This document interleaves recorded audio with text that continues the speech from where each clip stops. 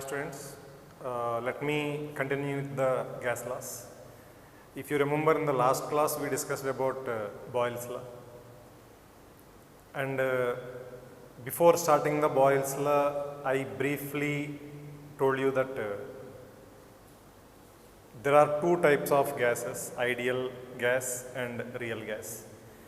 Whatever gas laws we are studying, they are strictly applicable to ideal gas only under all conditions. Just all of you recall. Okay, now let me come to the second gas law, that is Charles law.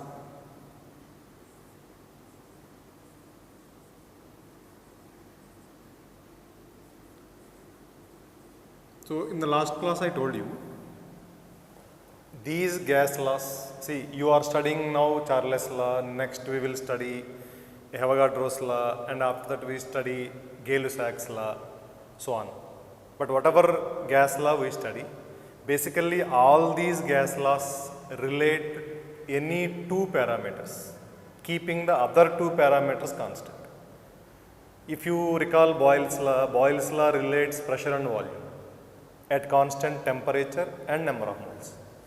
And similarly, Charles law relates volume and temperature, volume of a gas and how it changes when you change the temperature. But when you study the relation between volume and temperature, we should keep pressure and the number of moles constant. See, total there are four parameters: volume, temperature, pressure and number of moles. So let us keep pressure and number of moles constant and relate volume and temperature. That is exactly what Charles did. So first let me tell you the statement of Charles law. That means what he found experimentally. And I told you one more thing in the last class. All these gas laws are empirical, experimental. Okay, so Charles found that doing some experiments, he found that keeping pressure and number of moles constant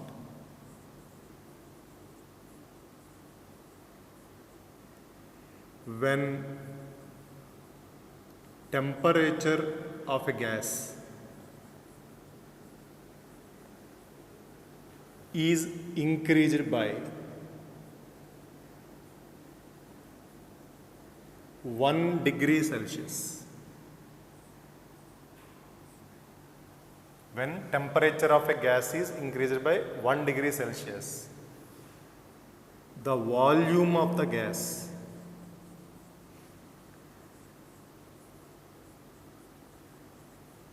is found to increase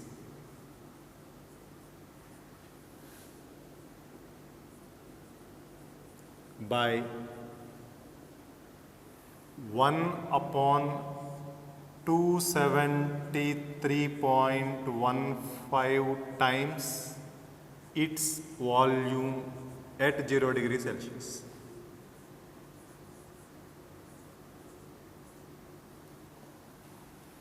First let us understand this statement very carefully. This is the experimental result.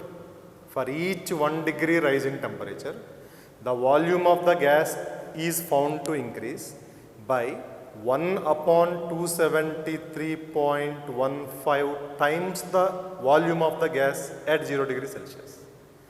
If I write down this mathematically, so I can write like this: volume at 1 degree Celsius is equal to volume at 0 degree Celsius. Let me write it as V naught 0 degree Celsius plus V naught into 1 upon 273.15. Now suppose if you see volume at 2 degrees Celsius, then it is V naught plus V naught into 2 upon 273.15.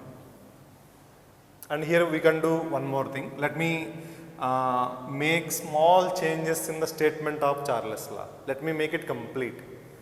You see, keeping pressure and N constant, pressure and the number of moles constant, when temperature of a gas is increased, okay, or decreased.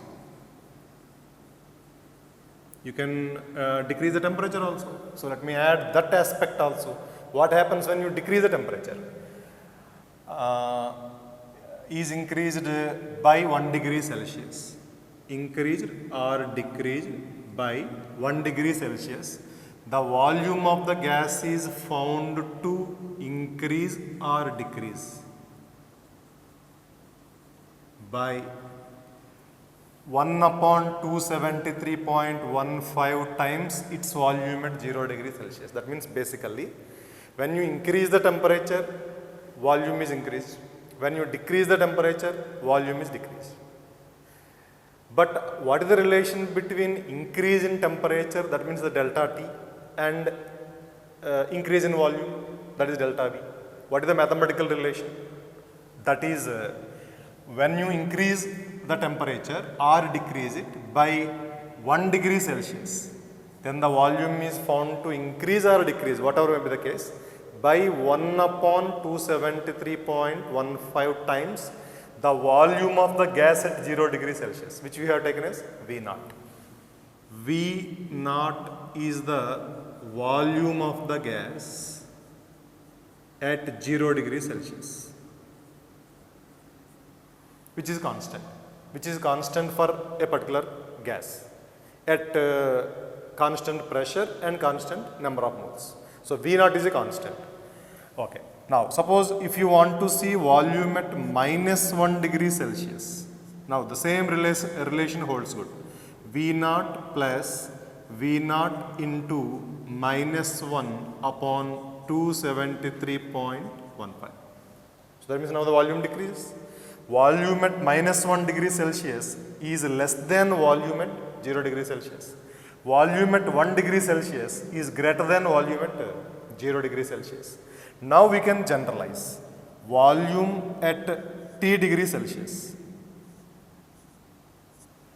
that is equal to volume at 0 degree Celsius plus volume at 0 degree Celsius into temperature in degree Celsius upon 273.15. Now this is the generalized relation between volume and temperature in Celsius scale. Now if you see it carefully, it is in the form of y is equal to mx plus c, equation of straight line. Intercept is volume at 0 degree Celsius, slope is V naught upon 273.15, and on x-axis we take temperature at 0 degree Celsius, temperature in degree Celsius, and on y-axis we take volume. So if you see such a graph,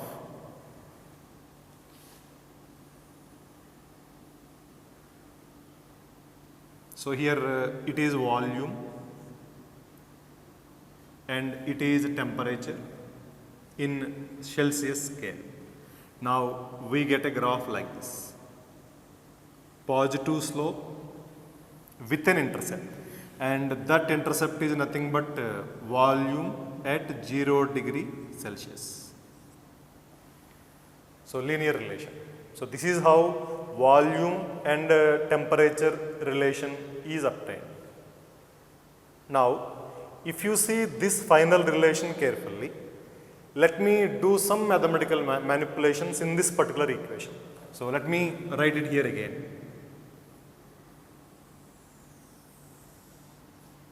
Now V at temperature T, which is in 0 degree Celsius, that is equal to V naught plus V naught into temperature in degree Celsius upon 273.15.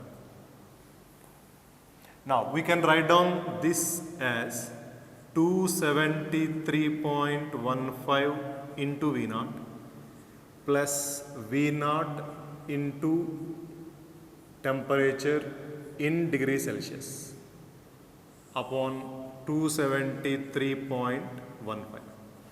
Now we can write down this as by taking V naught common. So V naught into 273.15 plus temperature in degree Celsius upon 273.15. Now you see that the expression, the algebraic expression which is in the brackets, temperature in Celsius scale plus 273.15. I told you in our first class itself, there are 3 temperature scales: Fahrenheit scale, Celsius scale, Kelvin scale. And you all of you recall the relation between Kelvin scale and Celsius scale, the same thing. So now we can write down this as V at Kelvin scale is equal to V naught into temperature in Kelvin scale upon 273.15.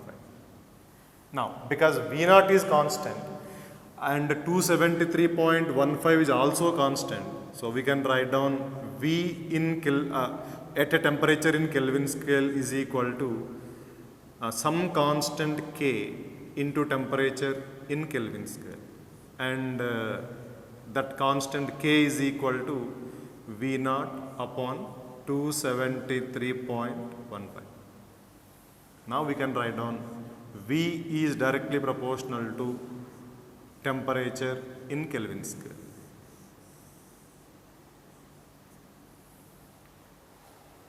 So this is Charles' law.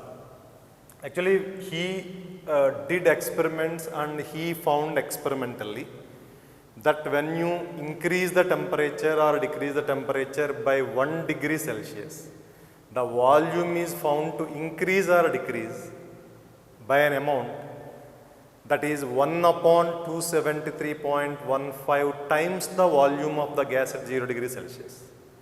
This is the experimental relation. Charles did not derive this by any theoretical arguments. He did experiments and these are the observations from his experiments. So then if you mathematically manipulate the general relation that is obtained by Charles' law, then we came to this particular relation. So volume is directly proportional to temperature in Kelvin scale. Now if you draw a graph between volume and temperature, that is in Kelvin scale, not Celsius scale. So temperature in Kelvin scale and here volume. Then we get a straight line, because you see V at a temperature in Kelvin scale is equal to some constant K into temperature. So that is equal to Y, that is in the form of Y is equal to mx plus C, where C is 0. And we have taken volume y axis, so y is equal to mx, and here the slope is nothing but K, and temperature on x axis, temperature in Kelvin scale. So we get a relation like this, a plot like this, passing through origin, a straight line. Now let me make a small modification here, and you see that all of you. If you see this relation, this particular relation, this graph can easily be explained. It is obvious because this is in the form of y is equal to mx plus c, where intercept is 0. Okay, that is okay. But here if you see, at the beginning, the straight line consists of dotted lines, and after that it is a solid line. And I think it is clearly visible. At low temperature, at a very low temperature, the line which is obtained, the straight line which is obtained, is actually a dotted line. And what does it mean? What is the difference between the dotted line and solid line? Actually here, when temperature is very low, what is the minimum possible temperature that can be experimentally obtained? Now, can you have 0 Kelvin? Can you have 1 Kelvin in the lab? Can you maintain that? All of you recall? 0 degree Celsius means you all know it is 273 Kelvin. Now it is minus 1 degree Celsius, minus 2 degree Celsius, minus 3, minus 4, minus 100, minus 150, minus 200. See, what is the minimum possible temperature that is possible in the lab? it is around nowadays, not in times of Charles. Nowadays, in times of Charles, the minimum temperature attained was maybe around minus 100 or minus 150 degrees Celsius. And nowadays, it is 10 Kelvin. It is 10 Kelvin. Even today, we cannot go to 0 Kelvin. So, if you cannot go to 0 Kelvin experimentally, how do you know what is the volume of a gas? So, here in this straight line, as long as there are dotted lines, the dotted lines mean that those that particular experimental line cannot be obtained by doing experiments, because experimentally unattainable temperature, 7 Kelvin, 6 Kelvin, 4 Kelvin, 1 Kelvin, 2 Kelvin, it is very difficult to go to such a low temperature. So, if you cannot go there, then how can you measure the volume? So, these values are not experimental. Actually, maybe the lowest attainable temperature is here. It may be around 20 Kelvin. And from 20 Kelvin onwards, you do experiments. You will get a straight line with constant slope, and you extrapolate that line. You might have heard about it, extrapolation. The slope is determined, and you just continue that line till the origin, just theoretically drawing it. But that particular portion of the line is not obtained experimentally, because such a low temperature is not attained. It is very difficult to attain it in a lab. So, that is the meaning of this dotted line portion. So, volume is directly proportional to temperature in Kelvin scale at constant pressure. Don't forget these conditions: constant pressure and number of moles. So, a straight line is obtained.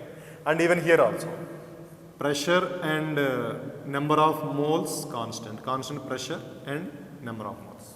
So, this is all about Charles' law.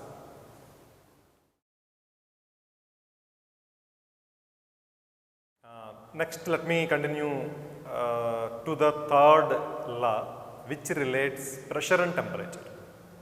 Boyle's law, pressure and volume relation. Charles' law, volume and temperature relation. And now the third law, which is called as Gay-Lussac's law.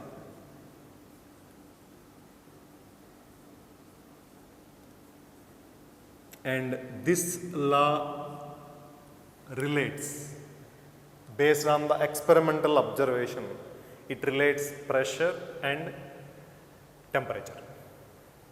Now, it is quite similar to Charles' law, and this law states that keeping volume and number of moles constant,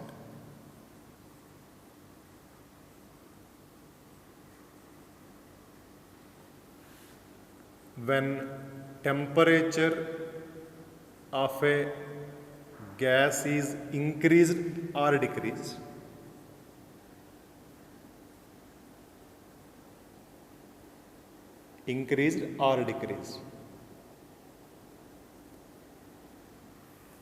then pressure is found to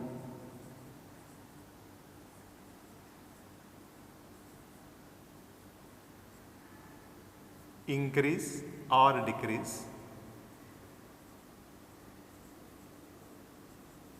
by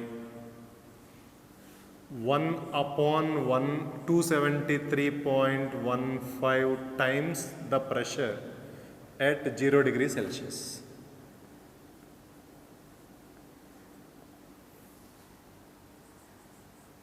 At 0 degrees Celsius, and let us say pressure at 0 degrees Celsius is P naught.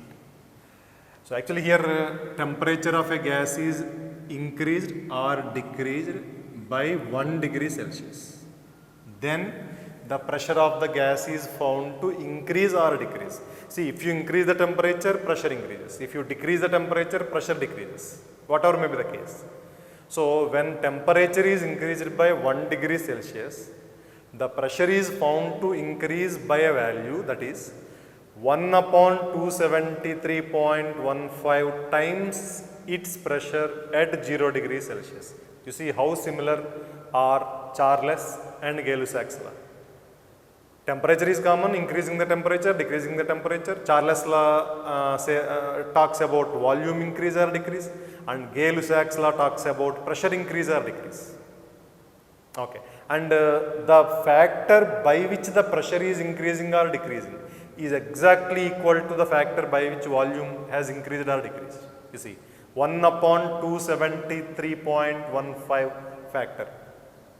Okay, now we can write down pressure at 1 degree Celsius, you can say, that is equal to pressure at 0 degree Celsius plus pressure at 0 degree Celsius into 1 upon 273.15.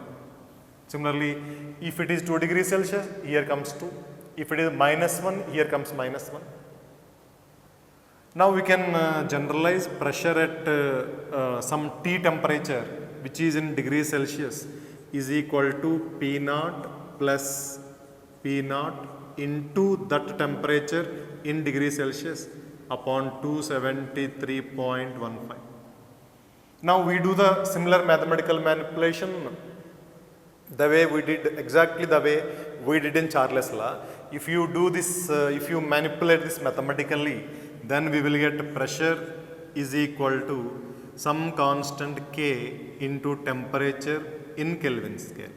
So that means pressure is directly proportional to temperature in Kelvin scale. Now if you represent this on a graph, now let me represent it like this.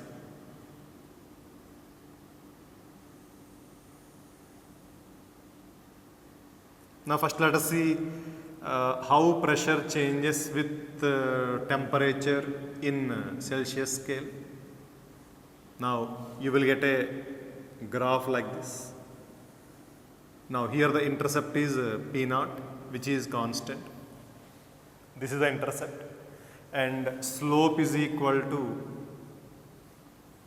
P naught upon 273.15.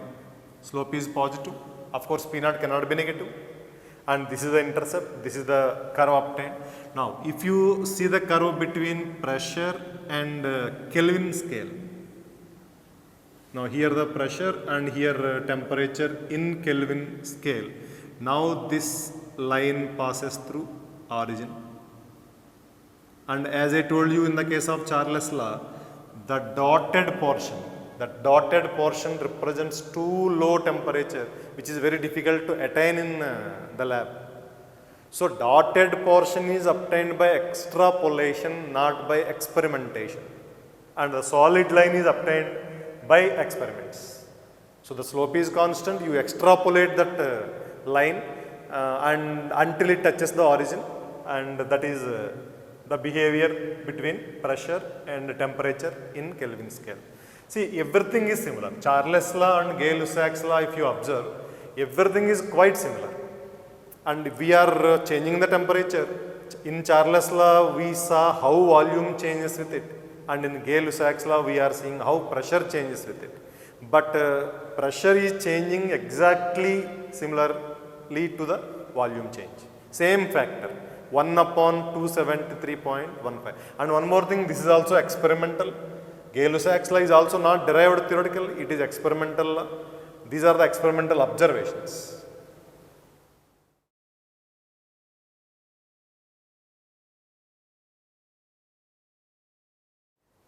Now let us continue let me move on to the fourth law. It is one of the very important laws. All of you must have studied this in your lower classes.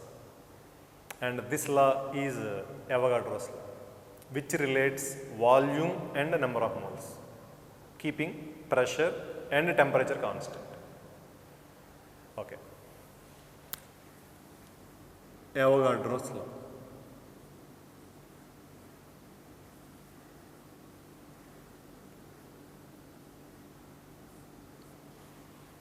All of you recall Avogadro's number, Avogadro's constant. Actually, 1 mole of any substance contains 6.022 into 10 power 23 particles. atoms, molecules, ions, electrons, protons, whatever it may be. Of course, that is found experimentally, and that number is named after this gentleman, Avogadro's number, Avogadro's constant. Okay. And what is this Avogadro's law?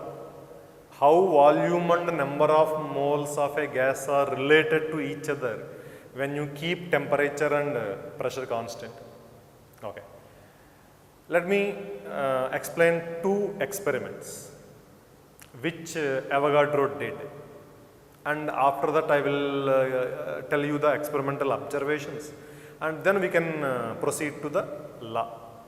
We can formulate the law, how they are related to each other, volume and number of moles. Now, suppose you take a vessel like this. In the experiment number 1, you take a vessel like this.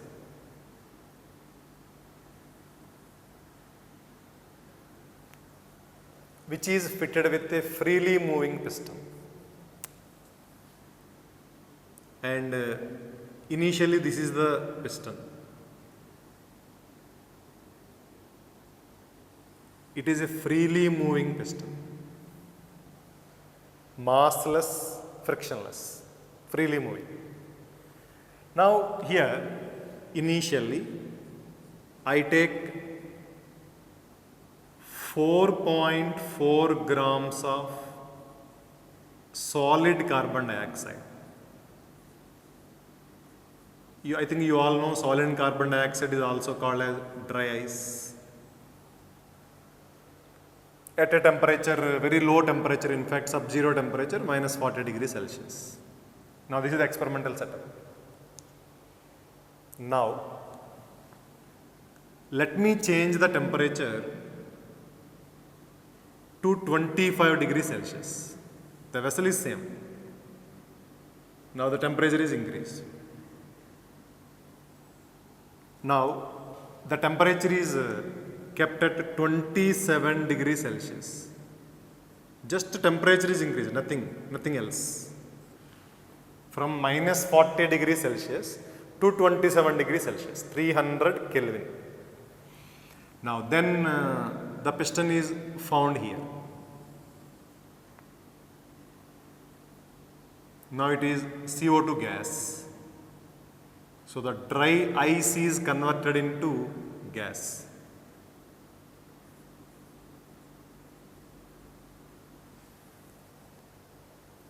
Okay.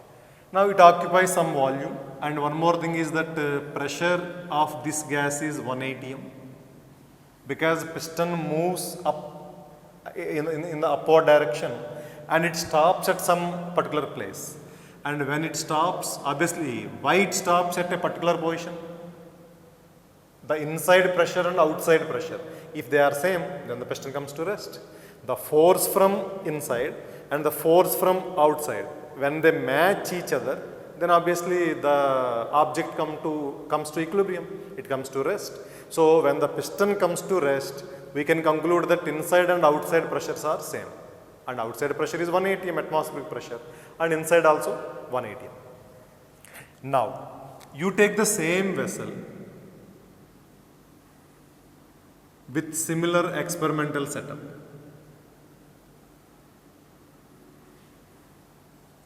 But now you take twice the amount of solid carbon dioxide.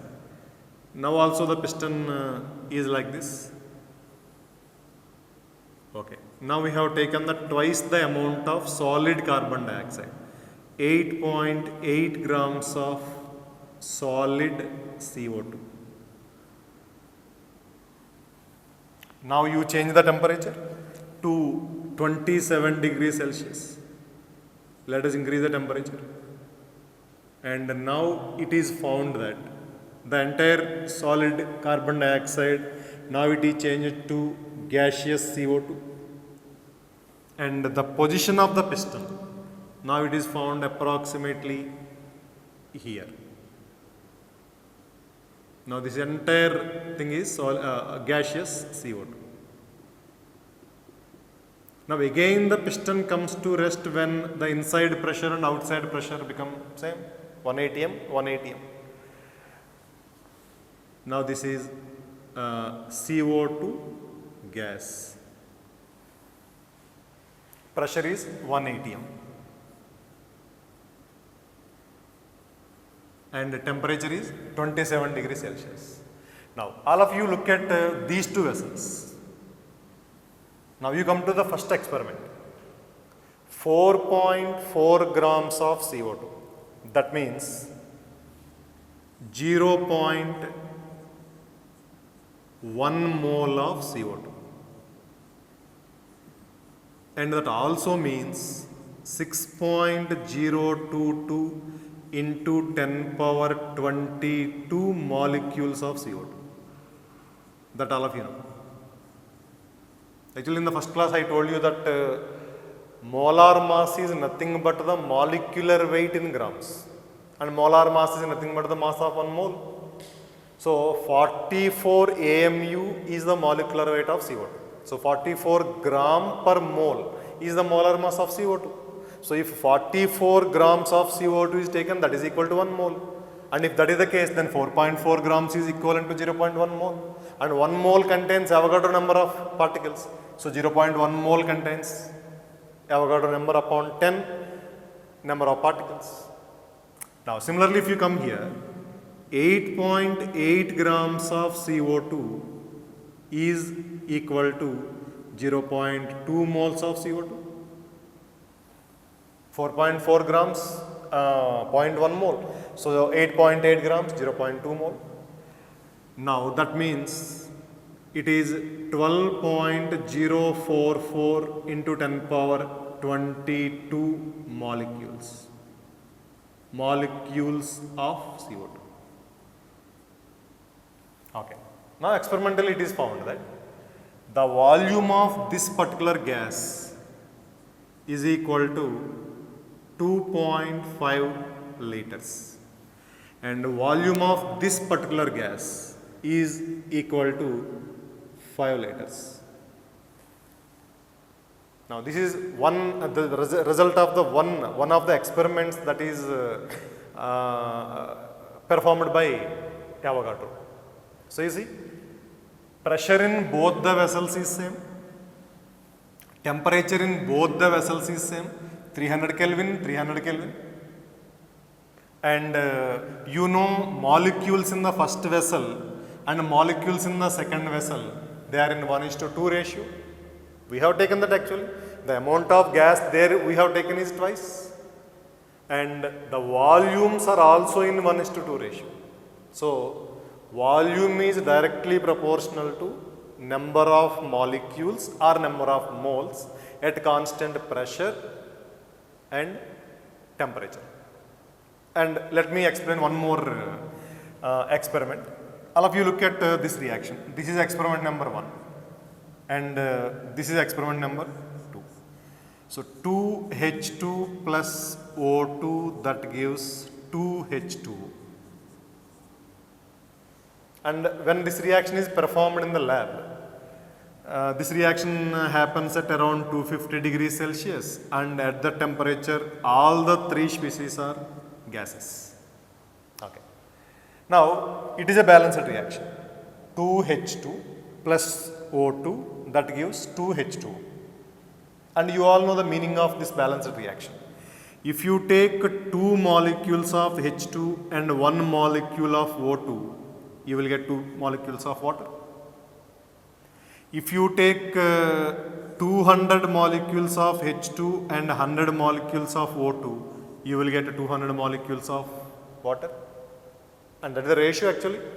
That means molecules of H2 and O2, if they are taken in the ratio 2:1, then the reaction goes to completion and you will get some molecules of water. Molecules of H2 taken is equal to molecules of water uptime. That is what is meant by balanced reaction. Now, suppose if you take 2 into Avogadro number of molecules of H2 and 1 Avogadro number of molecules of O2, then number of molecules of water obtained is 2 into Avogadro number, and Avogadro number means moles. So if you take 2 moles of H2 and 1 mole of O2, you will get 2 moles of H2. So this information, this analysis, all of you know. Okay, now what Avogadro did in this particular reaction is, now see all of you. Let me write down the same reaction, 2H2 gas plus O2, that gives 2H2O, which is also a gas. Now what he did was, when he took 2 liters of H2, it is not 2 molecules, it is not 200 molecules, it is not 2 moles, it is 2 liters. So he has taken the amount of hydrogen in terms of volume, not in terms of moles, not in terms of number of molecules, but in terms of liters, volume, and 1 liter of oxygen. He found that reaction has gone to completion.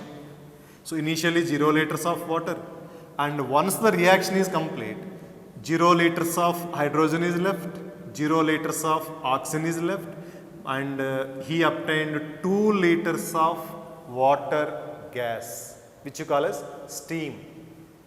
So all the three are in gaseous state under the conditions of the experiment. Temperature is very high, 250 degrees Celsius. You all know at 250 degrees Celsius and normal pressure, water is a gas, obviously. So you see, 2 moles of H2 and 1 mole of O2. If you take, they react completely to give 2 moles of water. Now, 2 liters of H2 and 2 liters of O2. If you take in that ratio, volume ratio 1:2, then the reaction goes to completion. No water is left, no oxygen is left unreacted, and 2 liters of water is obtained. And volume of H2 taken is equal to volume of water taken. But this experiment is done at constant pressure and temperature. This is very important. And you see the two experiments actually. So now what is the relation between volume and number of moles? In the first experiment we have seen pressure constant 1 atm, 1 atm, temperature constant 300 Kelvin, 300 Kelvin. Now number of moles in the second vessel is twice the number of moles in the first vessel, and volume came out to be twice. So volume is directly proportional to number of moles or number of molecules, one and the same. And here also mole ratio is equal to volume ratio. If you take molar ratio of H2 and O2 as 2:1 and reaction is going to completion and you are getting some amount of water, and similarly if you take the volume ratio also 2:1, then also similar result is obtained. So volume ratio is equal to number ratio, number of molecules ratio or number of moles ratio. So finally from these two experiments we can relate volume and number of moles like this. Volume of a gas is directly proportional to number of molecules or number of moles.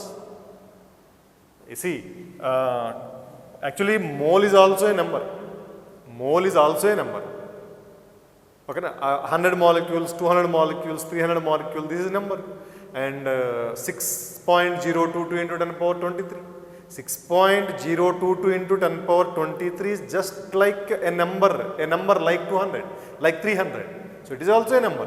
So we can say volume of a gas is directly proportional to number of molecules of a gas or number of moles of a gas. Let me write down that. Of course, at constant temperature and pressure.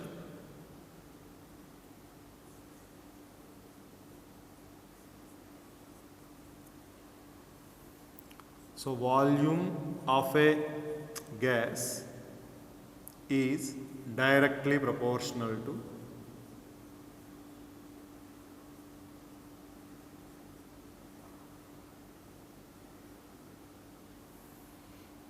number of molecules or moles. Let me write down number of particles. Particles can be atoms, molecules. So number of particles or number of moles at constant pressure and temperature.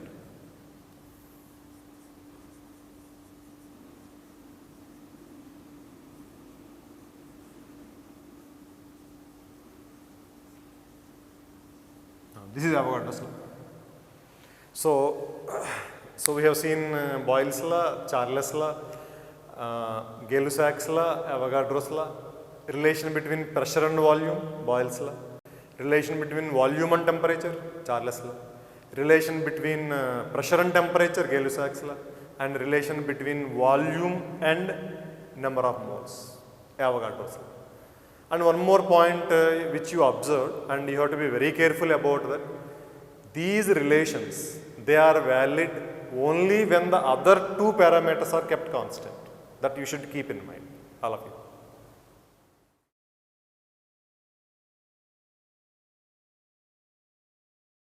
Questions actually based on these four gas laws. Actually, if you combine these four gas laws, we will get a relation which is called as ideal gas equation. And before going to that ideal gas equation, let me discuss few types of questions which can be asked on these four gas laws. And if you understand these gas laws, then, and if you remember them, then these type of questions are not difficult to solve actually. So let us see the first type of question, which is based purely on the graph. No numerical, no calculation, just relation. You have to relate some properties. Now see, suppose a graph is given like this.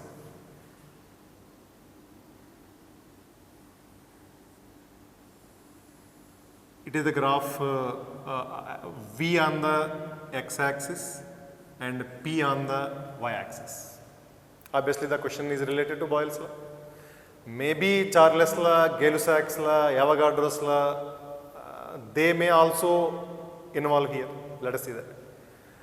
Okay. So here, if you keep temperature and the number of moles constant, then you will get a curve like that between pressure and volume. You all know that curve is called as isotherm because the temperature is constant. Now, the temperature of this particular curve is T1. At a temperature T1 and keeping moles also constant, let us say N, we did experiment, we changed, we keep on changing pressure and we got different volumes and we plotted it. Now, suppose if you change the temperature, but you keep that temperature constant, but now the temperature is T2. The first curve is obtained at T1 and the second curve is obtained at T2. Two different isotherms. Now, the question is, what is the relation between the two temperatures T2 and T1? Whether T2 is greater or T1 is greater. Now, how do you decide this? Just you need to compare which temperature is greater and which temperature is lesser. Now, actually, you can do this in two different ways. Now, see. Now, let me reproduce the graph again, the same graph, pressure and volume.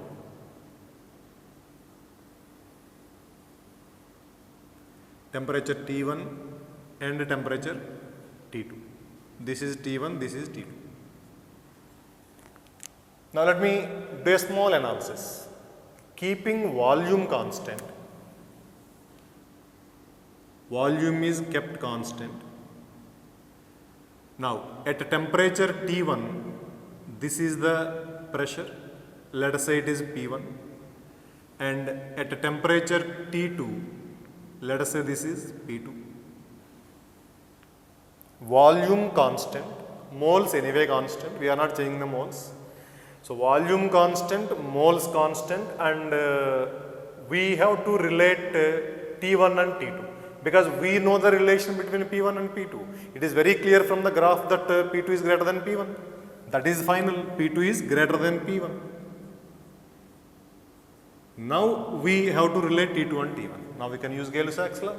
Gay-Lussac's law says that pressure is directly proportional to temperature when you keep volume and moles constant. So if P2 is greater than P1, then T2 must be greater than T1 according to Gay-Lussac's law. Now this is one way of doing this question. Now you can do it in another way. Now again let me reproduce the same graph.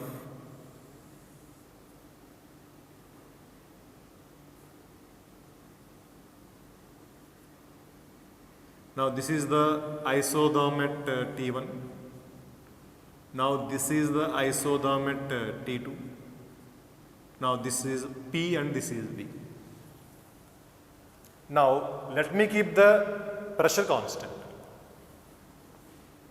If you keep the pressure constant and this is the volume at a T2 temperature, so let us say it is V2, and this is the volume at temperature T1, so let us say it is V1. Now it is very clear from the graph that V2 is greater than V1. Now pressure constant, number of moles constant, throughout this experiment number of moles are kept constant. See, we have seen two different isotherms, but at T1 and at T2, at both temperatures number of moles is same. So number of moles is same and pressure is same. What is the relation between temperature and volume? Charles' law. Volume is directly proportional to temperature. So if V2 is greater than V1, temperature T2 must be greater than T1. This is according to Charles' law. And we got the same answer. Whatever conclusion we came to using this Gay-Lussac's law, same conclusion is obtained using Charles' law. So the final answer is T2 is greater than T1. Now suppose the same, you can say the similar curve is given, that is pressure volume curve. Two different lines are obtained. Now both of them are at same temperature T1, but the first one is number of moles when the first experiment was done, that is N1, and during the second experiment we have taken N2. See here number of moles is same, N and N, and here temperature is same. Temperature is same but number of moles changed. Now we want the relation between N1 and N2. And what is this relation? Now how can we proceed this? Can we use Avogadro's law? Keeping pressure and temperature constant, volume is directly proportional to number of moles. Okay, let me reproduce this curve.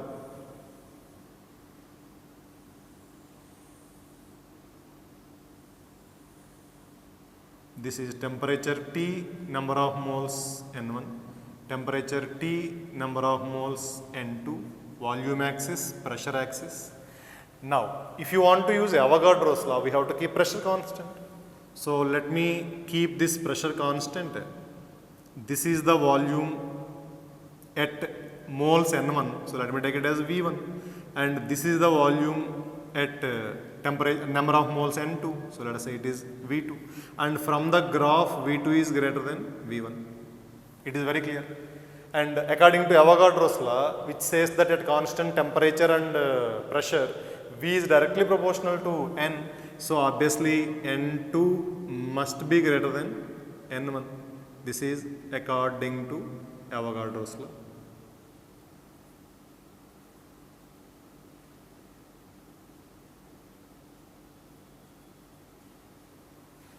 Now this is how we can relate actually. We can relate pressure, we can relate temperature, we can relate number of moles, we can relate volume, whatever may be the graph given. Suppose you take just another example which is based on the Charles' law. Suppose this is the curve given to you. One line is like this, passing through origin. This is temperature in Kelvin scale, this is volume, and this is another straight line obtained which is also passing through origin.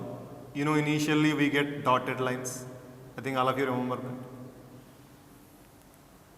Okay, now the first curve is at pressure P1, number of moles same. The second curve is at pressure P2, number of moles N. Keeping number of moles constant at two different pressures, I obtained two different straight lines. So now the question is how you can relate P1 and P2. We want the relation between P1 and P2. Now, how can you do that? Again, similarly, let me reproduce this graph.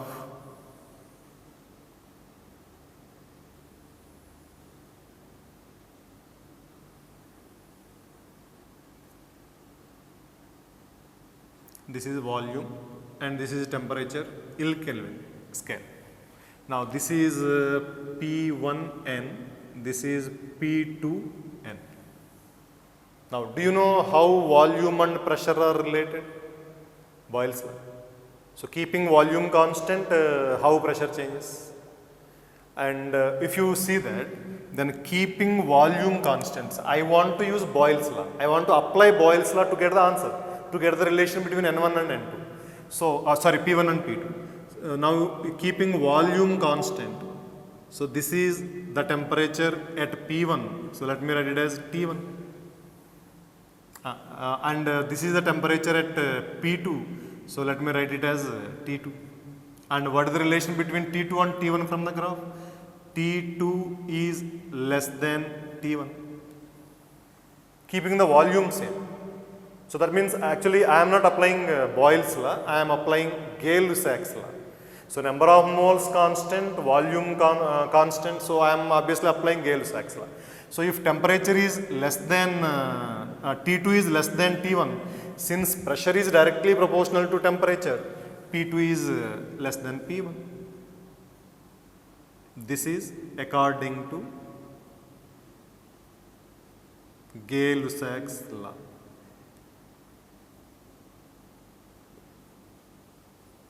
Now, suppose if you want to apply the Boyle's law, then here let me write down here itself.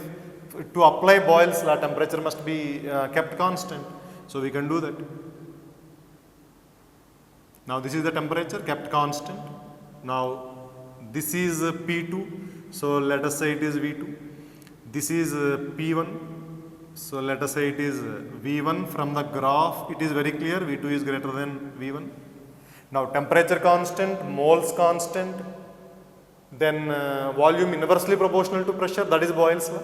So, if V2 is greater than V1, then P2 must be smaller than P1, and this is according to Boyle's law.